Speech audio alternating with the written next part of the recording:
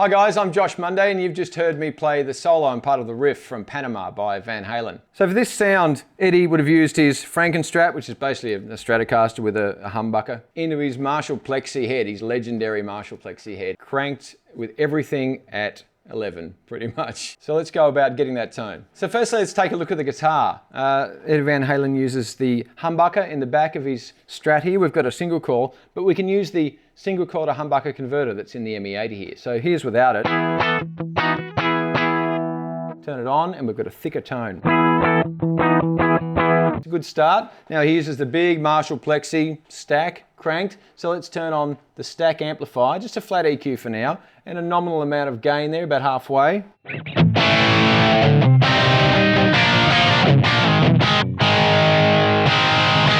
Now that's close, but legendarily Eddie used to crank all the knobs on the front right to the top. So we can do that with the ME-80. Let's crank all the EQ up, everything up. We'll leave the gain back down because Marshall Plexis weren't a high gain amp or aren't a high gain amp.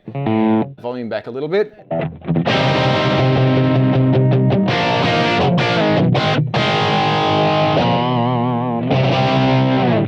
So now we've got the basic amp tone. Let's add a bit of reverb. There's quite a bit of reverb in that recording.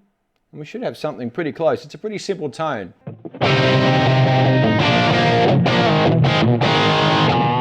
The other thing that Eddie used on his guitar though was the whammy bar. We do not have a whammy bar, we have a stop tailpiece on this guitar. So we can simulate that with the expression pedal here. And we can put it to an octave down, set it to an octave down, so we've got a whammy bar drop. And with a little bit of clever footwork, we can simulate the whammy bar. Let's try that.